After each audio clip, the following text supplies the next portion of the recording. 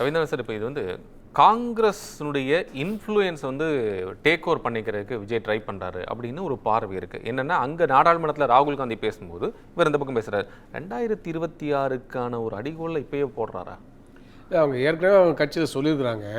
அதனால் வந்து புதிதாக அரசியல் கட்சி ஆரம்பிச்சிருக்காரு. அதில் அவருடைய என்ன கொள்கை நகரில் நம்ம வந்து போக தான் தெரியும்.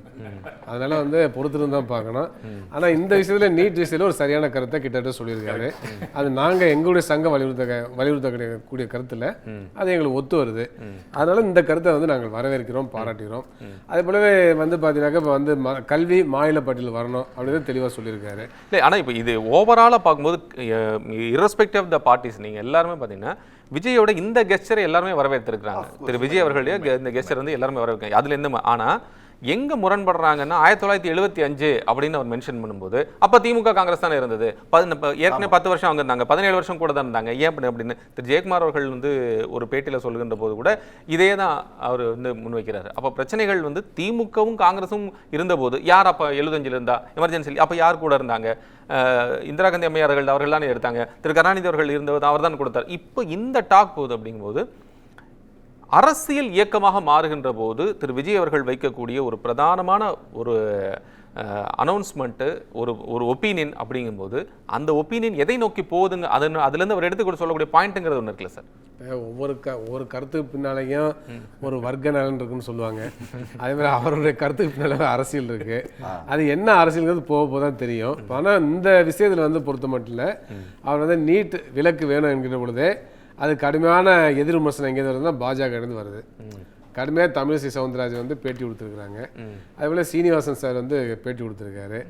அப்போ இதெல்லாம் வந்து என்னன்னாக்கா ஒரு பிஜேபிக்கு எதிரான ஒரு கருத்தாக இது பார்க்கப்படுகிறது. அதை நம்ம புரிந்து கொள்ள முடிகிறது.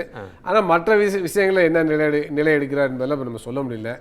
விரைவில் வந்து மாநாடு போட போகிறதெல்லாம் சொல்லியிருக்கிறாங்க. அப்போ மாநாடு வந்து போட்டு அவங்களோட கொள்கை முடிவுகள் அனௌன்ஸ்மெண்ட் பண்ண அப்போ தான் நம்ம வந்து முழுமையாக அந்த கருத்துக்களை சொல்ல முடியும். இந்த கருத்து வந்து நீட்டை பொறுத்த மட்டில் அவருடைய கருத்து ஒரு தெளிவான கருத்து கிட்ட. ஏன்னாக்க நீட்டு விலக்கு அப்படின்பது ஒரு சரியான விஷயம். ஏன்னா வந்து நீட்டு ஒழிப்புன்னு சொன்னாக்க அது தனியார் மருத்துவர்களுக்கு சாதமானது, நிகர்நிலை மருத்துவர்களுக்கு சாதமானது, பணக்காரர்களுக்கு சாதமானது. திமுக வந்து நீட் ஒழிப்பு என்று சொல்கிறது, அதே சில இடத்துல வேறு சில இடத்துல நீட் விலக்கு என்று சொல்லுது. இதில் காங்கிரஸ் வந்து எந்த இடத்துலையுமே நீட்டு வேண்டாம் அப்படின்னு சொல்லவே இல்லை அப்படின்னு திரு ராமசீனிவாசன் அவர்கள் சொன்னாங்க. ஒரே கூட்டணியில் இருக்கிறீங்க, அங்கே ஒன்று சொல்கிறீங்க, இங்கே ஒன்று சொல்கிறீங்க, வேண்டாங்கிறீங்கன்னு.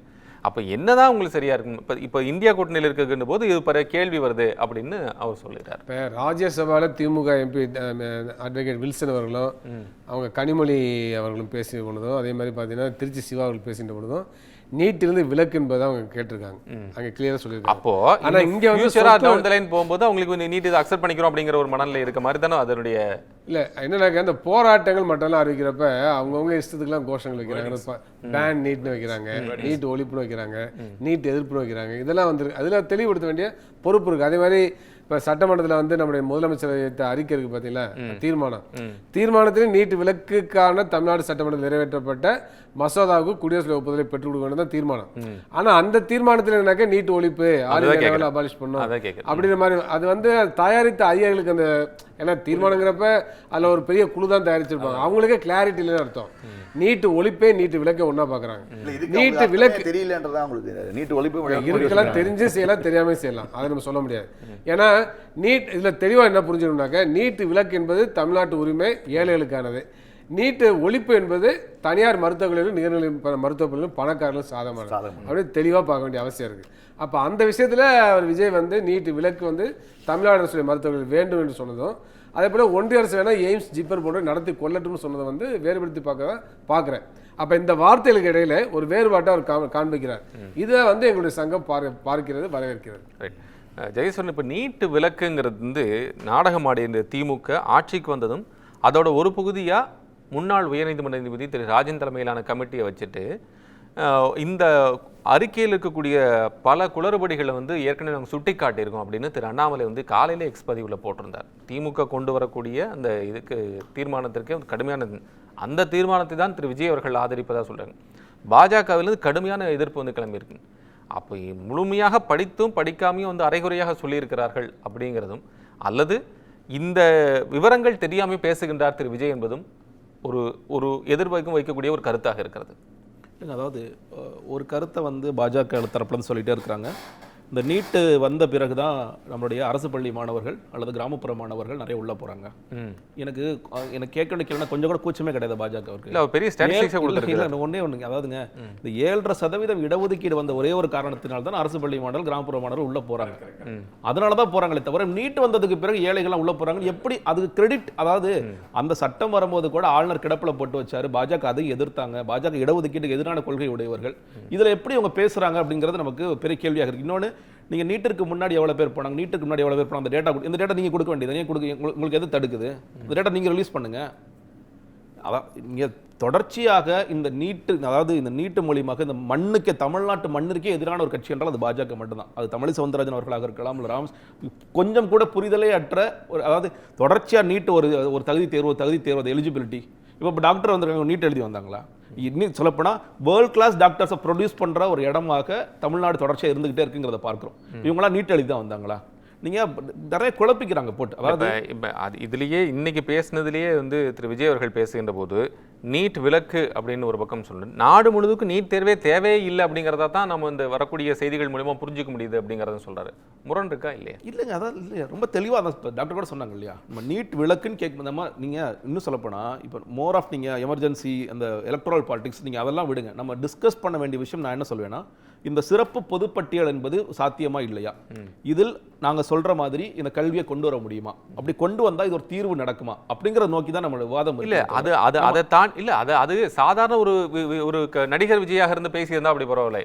தமிழக வெற்றி கழகம்னு சொல்லி அரசியல் இருந்து நான் இப்பதான் ஃபர்ஸ்ட் பேசுறேன் அப்படின்னு போன முறை சொல்லி முடிச்சதுக்கப்புறம் திருப்பி ரெண்டாவது இன்னைக்கு பேசுகின்ற போது நீட் பத்தி பேசுகின்ற போது அதை நம்ம அப்படி கடந்து போயிட முடியாது. அதுதான் இருக்கு. நாளைக்கு 2026 தேர்தல் இருக்கு. காங்கிரஸ் நேற்று வந்து மிக கடுமையான குற்றச்சாட்டில் மக்களவையில் வந்து ராகுல் காந்தி அவர்கள் வைத்திருக்கிறார்கள். இன்னைக்கு திமுகவுடைய மாணவர் அணி வந்து நீட் தேர்வு குறித்து இது உண்ணாவிரத போராட்டம் நடத்தியிருக்கிறாங்க. வள்ளூர் கோட்டத்தில் பெரிய போராட்டம் நடத்திருக்காங்க. ஸோ இவ்வளவு விஷயம் நடந்துட்டு இருக்கும்போது திரு விஜய் அவர்கள் பேசுகின்ற போது எங்க லிங்க் ஆர் அப்படிங்கிற ஒரு கேள்வி வருது. இல்லை நீங்க அதான் சொல்றீங்க, நீங்க லிங்க் பண்ணுங்க, ஆனா எல்லாத்தையும் கொண்டு போய் இது எல்லாத்துலயுமே ஒரு தேர்தல் கணக்கு இருக்குன்னு லிங்க் பண்ணாதீங்கன்னு நான் சொல்றேன். ஏன்னா இஷ்யூ பெரிய இஷ்யூ. இது அரசியல் கட்சிகள் இல்ல நீங்க நம்ம என்ன பண்ணிரோம்னு கேட்டீங்கன்னா, இந்த தேர்தல் கணக்கு பேசி நம்ம மாணவர்களுக்கு செய்ய வேண்டிய நன்மையை பல நேரங்களை நீர்த்து வச்சிரோம் நான் சொல்றேன். அதுதான் சொல்றேன். இது வந்து நீ தேர்தல் கணக்கு கண்டிப்பா பேசுங்க, தனி விவாதமாக கூட எடுத்துங்க. நீங்க இதுல இருந்து வந்த தேர்தல் கணக்கு தனி கூட விவாதம் வைங்க. இந்த பிரச்சனை என்பது ஒரு சமூக அநீதியாக தொடர்ச்சியாக நடந்து கொண்டிருக்கிறது.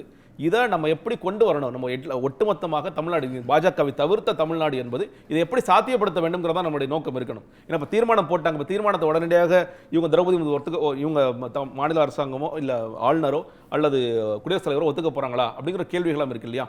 அப்போ நம்ம ஒரு ஆல்டர்னேட் சொல்யூஷனாக இதை வைக்கிறோம். ஒரு சிறப்பு பொதுப்பட்டியல் அதை கொண்டு வாங்கன்னு சொல்றோம். அந்த பொதுப்பட்டியலை இது கொண்டு வருவதற்கான வாய்ப்புகள் இருக்கிறதா என்பதை நோக்கி நம்ம பேசினா இன்னும் சிறப்பாக இருக்கும்னு நான் சொல்றேன். அதுதான் நான் சொல்றேன். இன்னொன்று, நீங்க தொடர்ச்சியாக பாஜக வந்து இது தகுதி தேர்வு இது என்ன தகுதி தேர்வு? அதாவது முன்னைக்கும் இப்போக்கும் வேறுபாடு என்பது, முன்னாடி கருப்பு பணமாக கொடுத்தல இப்போ ஒயிட்டாக கொடுக்குறாங்க, அவ்வளோதான் வித்தியாசம். வேறு எந்த வித்தியாசம்? நீட்டு செஞ்ச ஒரே ஒரு விஷயம், முன்னாடி வந்து டாக்டர் சீட்டுக்கு கருப்பு பணமாக கொடுக்கலாம், இப்போ ஒயிட்டாக கொடுங்க மட்டும்தான்.